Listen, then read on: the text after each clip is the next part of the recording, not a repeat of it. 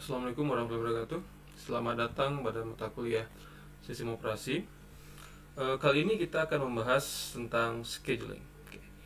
Eh, Sebelumnya kita sudah membahas tentang proses, di mana proses merupakan aplikasi yang sedang dijalankan. Jadi, aplikasi ini dapat dijalankan berganti-gantian oleh komputer dengan mekanisme multiprogramming atau multithreading. Nah, scheduling adalah mekanisme menjadwalkan proses tersebut agar dapat diproses demikian rupa sehingga sistem operasi tersebut dapat berlaku sebagai sistem operasi yang bersifat multitasking atau multiprogramming. Baik, scheduling secara etimologi berarti penjadwalan. Dalam dunia komputer, scheduling adalah metode di mana thread, proses, dan alur data diberi akses ke sumber daya sistem seperti waktu prosesor, bandwidth, komunikasi, dan lain-lainnya. Tujuannya adalah agar tercapainya load balancing atau pendistribusian sumber daya yang tersedia dan saling berbagi sumber daya sistem secara efektif. Kebutuhan akan algoritma scheduling berangkat dari kebutuhan sistem operasi modern untuk melakukan multitasking dan multiplexing. Jadi sederhananya, scheduling ini adalah suatu mekanisme di mana sumber daya komputer tersebut dibagi secara merata ke semua proses, sehingga komputer dapat melakukan multitasking atau multiprogramming. Seperti yang kita ketahui, Windows adalah salah satu sistem operasi yang bersifat multitasking. Jadi kita bisa menjalankan lebih dari satu aplikasi pada satu waktu. Sementara itu, komputer atau CPU kita hanya bisa memproses satu instruksi pada satu waktu.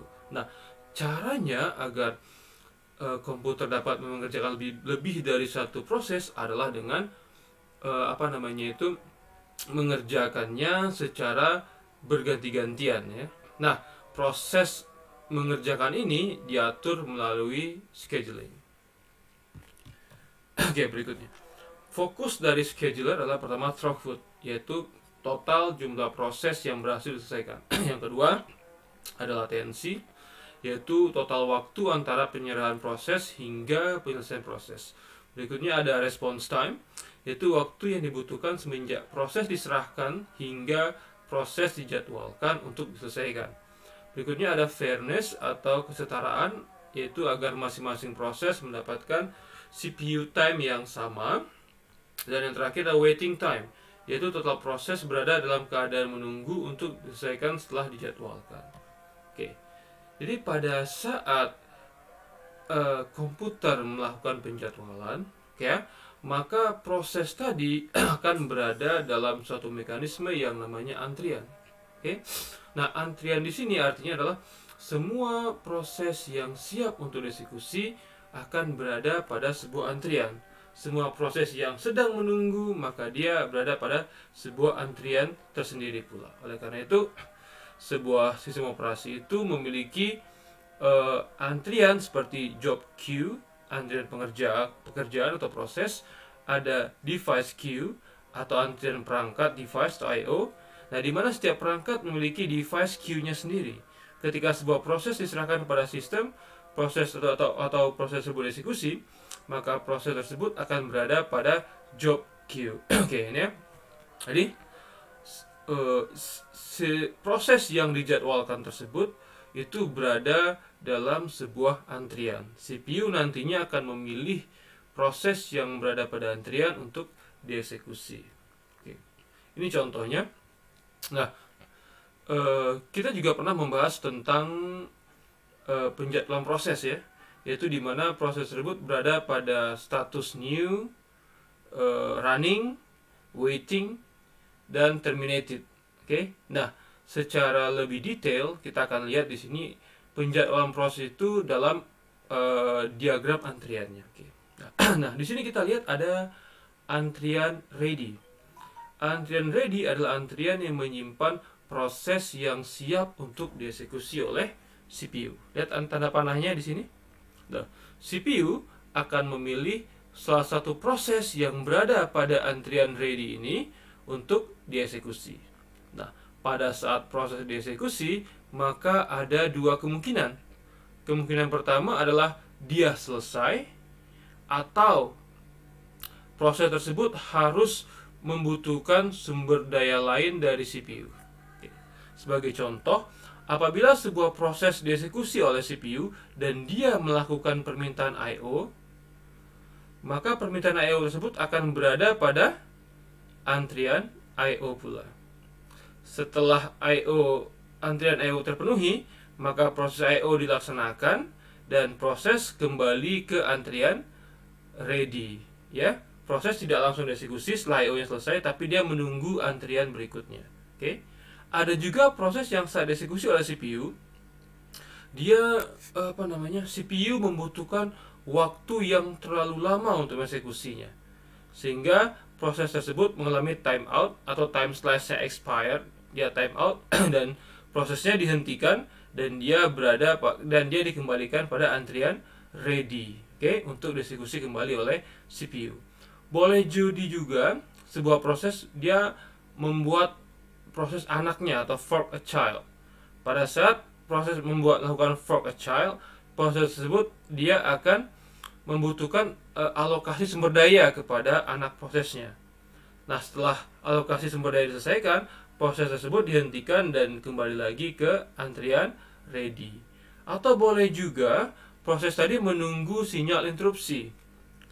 Pada saat proses menunggu sinyal interupsi, maka CPU menghentikan prosesnya dan proses tersebut dia menunggu interrupt terjadi dan kembali lagi ke antrian ready. Nah, dari sini kita bisa lihat bahwa CPU itu tidak eksklusif terhadap sebuah proses. Ketika sebuah proses melakukan aktivitas yang membuat CPU menunggu, contohnya permintaan I/O, misalnya mengambil data dari hard disk, ya, atau proses tersebut membutuhkan waktu yang terlalu lama dieksekusi, atau proses tersebut membentuk sebuah anak, atau juga dia menunggu interupsi, maka CPU tidak mau membuang-buang waktu, maka CPU akan hentikan proses tersebut dan dia akan mengambil proses lainnya yang berada pada antrian. Proses tersebut yang tadinya sudah kita hentikan, maksudnya di halt, ya, ditunggu, ya, sementara dia akan menyelesaikan kebutuhannya, lalu dia akan kembali lagi ke antrian ready. Nah, di sini kita bisa lihat bahwa dengan mekanisme seperti ini, CPU dapat mengerjakan, CPU dapat seolah-olah mengerjakan lebih dari satu proses, ya. Sementara yang dilakukannya sebenarnya adalah berganti-ganti proses. Ketika suatu proses mengharuskan dia menunggu, CPU memanggil proses atau mengerjakan proses yang lain, ya. Seperti itu selanjutnya. Sehingga kita bisa lihat bahwa komputer dengan satu core, contohnya Pentium 3, ya, itu bisa menjalankan seolah-olah bersifat multitasking, ya, menjalankan lebih dari satu aplikasi pada satu waktu yang sama. Oke, baik. Itu dia alasannya. Berikutnya ini penjelasan tadi, ya. Nah, di sini kita bisa lihat bahwa proses itu berada pada dua kondisi. Ada yang namanya running, ada yang namanya not running. Ketika proses berjalan, sedang berjalan, maka ada dua kondisi yang mungkin terjadi. Pertama, dia selesai, lalu proses akan exit, atau proses tadi membutuhkan sumber daya lain sehingga dia harus menunggu, menunggu sehingga tersedianya sumber daya yang dibutuhkannya. Nah, proses yang menunggu tadi dia dia pause dan dia berada pada status tidak berjalan. Nah, di sini kita bisa lihat di bawah ini, ya. Ini diagram eksekusi proses. Di sini kita lihat, ya. Prosesor memilih salah satu proses yang berada pada antrian. Ketika satu kondisi terjadi, maka prosesor akan menghentikan sementara, pause proses tadi, dan memilih proses selanjutnya untuk dieksekusi. Proses yang di pause tadi kembali berada pada antrian untuk dieksekusi berikutnya. Nah, proses ini akan berulang hingga proses tersebut selesai dan statusnya menjadi exit, ya, dan dia menjadi exit. Nah, di sini kita mempelajari beberapa tipe penjadwalan sistem operasi. Nah, Sistem operasi itu menggunakan 3 tipe penjadwalan, yaitu pertama long term scheduler, ada mid term scheduler, ada short term scheduler. Ini maaf ada salah ketik di sini. Dah. Penjadwalan sistem operasi adalah sebuah modul yang akan memilih job berikutnya yang akan dijalankan. Oke. Oke, di sini kita lihat long term scheduler itu menentukan proses mana yang diizinkan untuk dieksekusi oleh sistem. Short term scheduler atau dikenal juga sebagai CPU scheduler itu adalah satu proses scheduler di mana dia memilih proses yang berada pada antrian ready. Oke, berikutnya midterm scheduler adalah menentukan proses mana yang akan di swap. Oke, swap ini adalah proses memindahkan proses yang berada pada memori ke hard disk. Oke, gitu ya. Sebab begini, hard disk itu jumlahnya besar, sementara ukurannya besar, sementara memori itu ukurannya lebih kecil. Ya, jika kita menempatkan terlalu banyak proses pada memori, maka memori akan penuh. Nah, alternatifnya atau solusinya adalah proses yang tidak sedang dikerjakan atau tidak sedang running itu kita pindahkan ke dalam hard disk. Nah, proses tersebut disebut sebagai swap. Nah, scheduler yang menentukannya adalah midterm scheduler. Oke. Nah, ini dia proses swapping ya, penjelasannya. Jadi tujuan swapping di sini adalah agar menjamin ketersediaan memori bagi proses lain yang sedang membutuhkan. Oke, di sini deh. Silahkan diperhatikan. Pada saat adanya antrian ready, CPU mengerjakannya, terjadi permintaan I/O, terjadi proses I/O.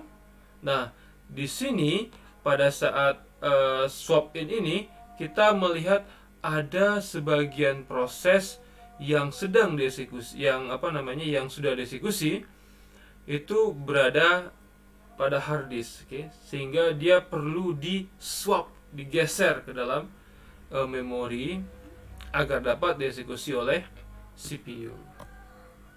Oke, baik.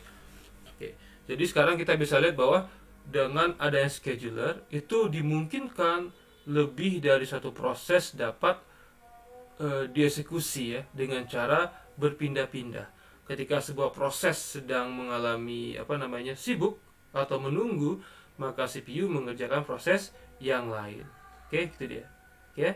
Jadi selagi menunggu proses A selesai, selagi menunggu proses A itu mencukupi kebutuhan sumber dayanya, maka CPU bisa mengerjakan proses lain. Nah, perpindahan antara proses A ke proses B itu membutuhkan mekanisme menyimpan kondisi saat itu. Sehingga ketika CPU berpindah dari A ke B lalu kembali ke A, CPU dapat mengerjakan atau mengeksekusi proses A tadi dari titik terakhir di mana dia selesai dieksekusi. Nah, agar hal tersebut tercapai, maka perlu ada istilahnya itu context switching. Di sini context switching artinya adalah mekanisme menyimpan dan mengambil kembali status atau keadaan dari CPU dari proses control block, sehingga eksekusi sebuah proses dapat dilanjutkan kembali atau diresume dari titik terakhirnya. Ingat kembali, proses control block adalah suatu tempat penyimpanan yang menyimpan status dari proses. Itu bisa berupa program counter, isi register, data, dan lain sebagainya. Nah, context switching ini memungkinkan banyak proses dapat berbagi satu CPU. Nah, context switching ini merupakan bagian penting dari sistem operasi multitasking. Contohnya adalah Windows, ya. Nah, di sini kita bisa lihat pada gambar ya, prinsip kerja context switching. Ketika scheduler mengalihkan aktivitas CPU pada sebuah proses ke proses lainnya, context switcher menyimpan data semua register atau prosesor ke dalam proses control block. Data yang telah disimpan akan diambil kembali dari proses control block atau PCB apabila proses bersangkutan akan diresume. Oke, lihat di sini ya. Di sini ada dua buah proses ya, proses 0 dan proses 1. Pada saat proses 0 bekerja, ada interupsi terjadi. Oke? Sebuah interupsi terjadi sehingga proses 0 harus dihentikan. Pada saat proses 0 ini sedang dihentikan sementara, maka sistem operasi akan menyimpan semua kondisi atau status dari proses tersebut ke dalam proses control block 0, PCB 0 ya. 0 ini relatif terhadap nama proses. Oke, berikutnya proses 1 yang sedang idle, maksudnya itu sedang menunggu proses 0 bekerja, itu dia. Ketika CPU berpindah ke proses tersebut, maka sistem operasi akan mengambil status dari proses dari satu tersebut dari PCB lalu mengeksekusinya. Oke ya? Nah, pada saat terjadi lagi suatu kondisi di mana CPU berpindah kembali ke proses 0, maka sistem operasi akan menyimpan status terakhir dari proses 1 dan mengambil atau reload status terakhir dari proses 0. Oke, dan mengeksekusi proses 0. Nah, di sini dua proses tersebut dapat dieksekusi berganti-gantian tanpa harus kehilangan konteks terakhir proses tersebut dieksekusi. Oke, itu ya. Itu adalah proses penjelasan dari konteks switching. Nah, apa saja yang disimpan oleh konteks switcher? Pertama ada program counter, ada informasi penjadwalan, ada nilai base dan limit register, ada register yang sedang digunakan, ada keadaan yang diubah, ada keadaan I/O dan perhitungan lainnya. Oke, cukup komplit ya. Ya, dengan begitu konteks switching ini menyimpan segala sesuatu yang berhubungan dengan proses yang kita pindahkan tadi. Sehingga ketika proses tersebut berpindah-pindah, tapi konteks eksekusinya tidak berubah. Oke, baik. Nah, ini kita melihat sedikit tentang algoritma penjadwalan ya. Jadi pada saat suatu program itu dijadwalkan untuk dieksekusi, maka ada beberapa pendekatan yang digunakan. Pertama ada namanya first come first serve. Sesuai dengan namanya, algoritma ini menjadwalkan proses sesuai dengan waktu kedatangannya pada antrian ready. Ya, yang pertama datang, pertama dilayani. Berikutnya ada yang namanya round robin scheduling. Algoritma round robin bekerja dengan cara memberikan time slice kepada setiap proses dalam jumlah yang sama. Contoh, jika slot yang diberikan adalah 100 milisecond, jika proses satu membutuhkan 250 milisecond untuk selesai, maka round robin akan menunda eksekusi proses 1 setelah 100 milisecond dan eksekusi dilanjutkan pada proses berikutnya dalam waktu 100 milisecond. Sederhananya ginilah. Kita punya dua proses A dan proses B. Proses A dan proses B ini dieksekusi secara berganti-gantian dalam waktu yang sama. 100 milisecond, 100 milisecond, 100 milisecond, 100 milisecond. Seperti itu ya, berganti-gantian sesuai dengan waktu yang sama. Ada juga algoritma scheduling itu shortest job first. Artinya adalah eksekusi pekerjaan atau job yang paling pendek. Oke. Berikutnya ada juga shortest remaining time first. Artinya adalah eksekusi proses yang waktu sisanya paling sedikit, ya.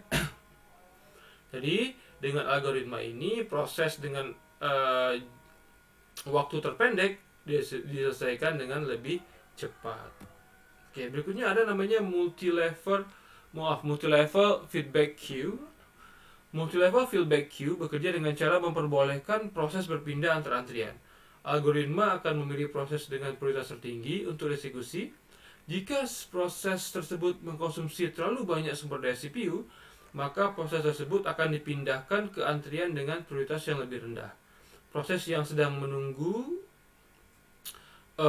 atau yang memiliki prioritas lebih rendah otomatis akan naik ke antrian dengan prioritas yang lebih tinggi. Oke, nanti kita bahas lebih detail tentang multi level feedback queue. Berikutnya ada load rescheduling, sesuai dengan istilahnya adalah penjadwalan yang di load tray gitu ya, diundi. Ya, dia yang dapat, siapa yang dapat undian prosesnya maka dia yang eksekusi. Oke, selesai. Nah, yang kita pelajari pada sesi ini adalah bahwa sistem operasi multitasking itu membutuhkan algoritma penjadwalan agar setiap proses itu dapat seolah dijalankan secara bersamaan gitu ya, seolah-olah bekerja bersamaan kayak seperti itu. Jadi caranya adalah dengan berpindah-pindah dari satu proses ke proses yang lain. Oke. Proses berpindah-pindah itu ditangani melalui suatu prinsip yang namanya context switching. Oke. Nah, dengan adanya context switching tadi, status dari proses disimpan ke dalam proses control block atau PCB.